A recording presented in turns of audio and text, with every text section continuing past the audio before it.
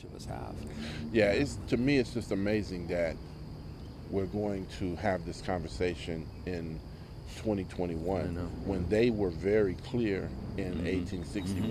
In 1861, Alexander Stephens, the vice president of the Confederacy, in a campaign speech, is like, look, we're going to be the first nation in the history of man that is built on the belief that the white man is superior to the Negro. As a matter of fact, earlier in that speech, he said that this equality of the races was the straw that would break the Union.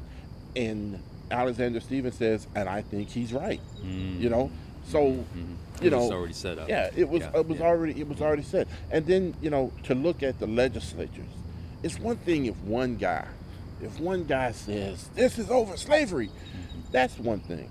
But when an entire legislative body comes together and writes articles of secession and says, look, we're leaving because you elected Lincoln, and Lincoln is hostile to slavery, and these other states done let these black folk vote, and that's against God. So it wasn't just about keeping their slaves. They wanted to expand slavery, and they wanted a white supremacist state in law. That's right.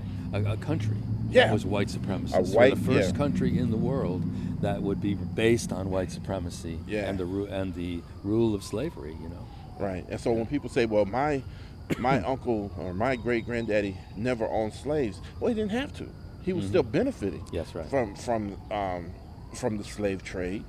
And to him and to many people in this area, it was religious. Yeah. Well, hold up. To many people in the Confederacy, it was religious. The fun part about Randolph County is the majority of the people in this area didn't believe that. No, they didn't believe that because of the Quaker heritage here. Yeah. They resisted it, and they preyed on it, and they fought it, and they went through incredible torture. I was just reading something recently, some more stories about the Quakers here in the county. But yeah, there was resistance to it. So it was glorified in a form of Christianity, which I wouldn't even call Christianity, which was a proponent of slavery and which somehow justified slavery in the light of the Bible. They used it. But the slave Bible itself, which you may have seen the slave Bible, takes out all of the stuff that we hear in our sermons today, about loving your neighbor and about justice and about taking care of the poor. Yeah, the slave Bible that was created for the slaves took out all that stuff. It took it all out. It's gone. Wow. And just like they manipulated that Bible, I'm glad you told me about that. Yeah. That is a distortion of the truth. They're looking at it from the standpoint of, well, it could have been worse, I guess, is their statement. Or they're looking at it from the standpoint of, well, from a white man's perspective, the slave had it pretty good. But ain't a white man living now or then that would have traded places with any of those slaves. Yeah, it's funny to me when I hear people say, well, I never owned a slave, and you were never a slave, so why don't you just get over it? Well, if it doesn't bother you and it's so minuscule, then why do you have a problem telling the truth about it? That's right. If it doesn't bother you, then can we just sit here now and agree there were not a bunch of happy slaves that were going around. People were not happy that you sold their daughter at 8 years old or 11 months old. We have documents that happened right here in Randolph County. Those people weren't happy. No. They were subsisting. They were living through, but they weren't happy that you took their kids. Put yourself in their shoes. Right. Just imagine what you would feel like if you're 11-month old was sold away from you. So even if you didn't own a slave, if you give cover or comfort to the idea or diminish the pain, not necessarily the pain, if you diminish the injustice of what slavery was with you never owned a slave, so what are you complaining about?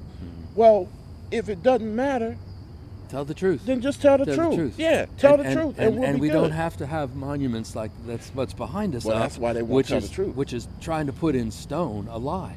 So, if we're going to tell the truth, when you tell the truth, then you have to say that not only was the Civil War started over slavery, but it was about expansion of slavery, and it was about forming a white supremacist state. Now that's telling the truth. That is.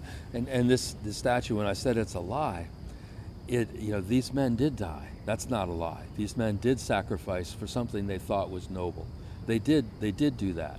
But what they died for was really not noble. They were not really understanding what it was that they were fighting for, I think. Because it's important how we frame this statute. We don't want to dishonor the dead. That's important too. Yeah. Everybody has the right to honor their dead. Exactly. Nobody is saying that you don't have the right to honor their dead, but you don't have the right to force me to honor your dead. Right. And you have to acknowledge that those slaves that were sold in Randolph County, they need to be honored too.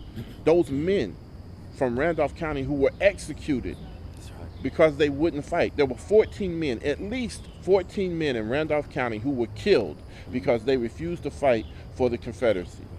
Those men deserve to be honored. And when you look at the history of Randolph County, it doesn't jive with a 30-foot statue, the tallest memorial in the county, honoring their Confederate heroes. There were over 2,500 men who voted to stay in the United States. There were less than 50 that voted to join the Confederacy. In Randolph County, when they held the vote about will we secede or not. Right. You're saying that 2,500 men voted against leaving. Over 2,400 men voted to stay in the United States. Right. My point is that's those men, those people who did the right thing, they need to be honored. The slaves, the people who were deserters, not just from Randolph County, but from around the country, who came to Randolph County for safe haven and refused to fight for the Confederacy. Those are the real heroes. Right. They're not listed. Right. The slaves that fought for freedom and hid out in Randolph County. And the people that harbored them, the people that gave them comfort and gave them places to stay. Whether it's up on Purgatory Mountain or wherever people hid, they knew that Randolph County was a safe haven, and it was because of the people of Randolph County. They could come here and they knew they would be treated well, and people would understand that they did not want to fight in this unjust war. Now, and let's add to that, this is supposed to be a veterans memorial. Right. But in 1911, they knew that there were people from Randolph County who fought for the United States. That's right.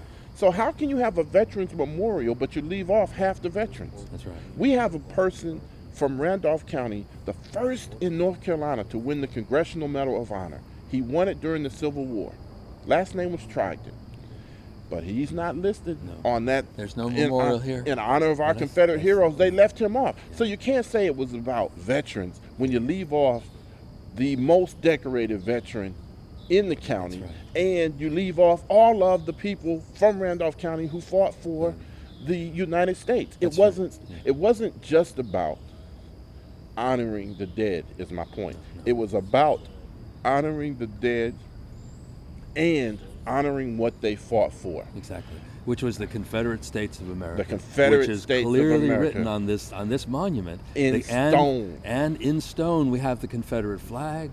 We have the Iron Cross on there. Yeah. All of these symbols that are on this statue. So it's far more than honoring the dead. It is honoring a lost cause. This was the Confederate States of America, which rebelled against the United States and lost.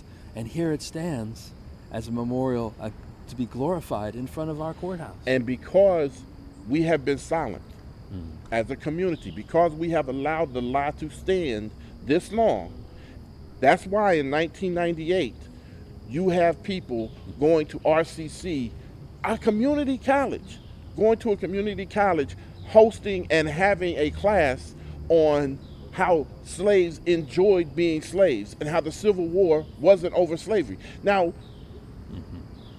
to say the Civil War wasn't over slavery, when the people who started the Civil War said it was over slavery, is a problem for me, especially for an institution of higher learning. Right. But that's allowed to happen because of the way they were taught. We looked, like we said before, you can go into Asheboro Library right now and you'll see the history books that were used in Randolph County in the 1920s, up until the 1940s. And those history books also glorify There's the Ku Klux Klan. They also talk about how happy the slaves were. And again, if you're going to talk about how happy the slaves were, at the same time that you have deeds in our Register of Deeds office that shows how slave children were sold off.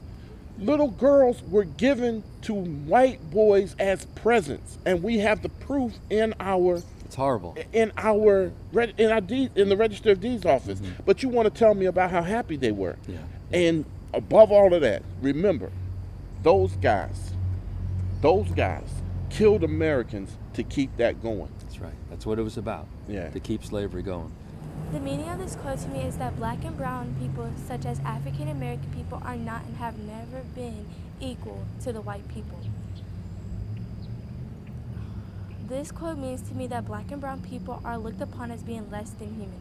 When I see individuals of color, I see beauty, I see success, and I see strength.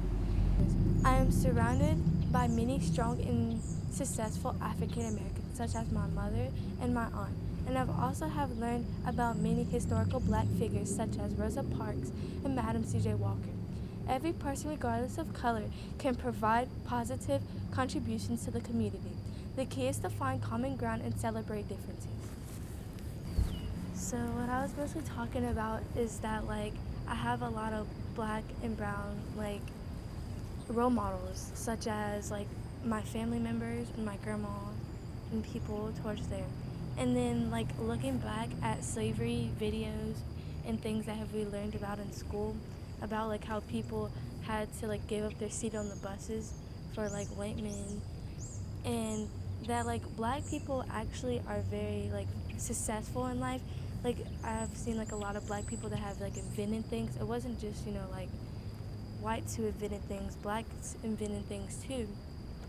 And, like, black people are, like, strong, like, African Americans. They're very strong because what they did back in, like, time, they did a lot of, like, great things, and they fought for a lot of great things. Why do you want me to honor that?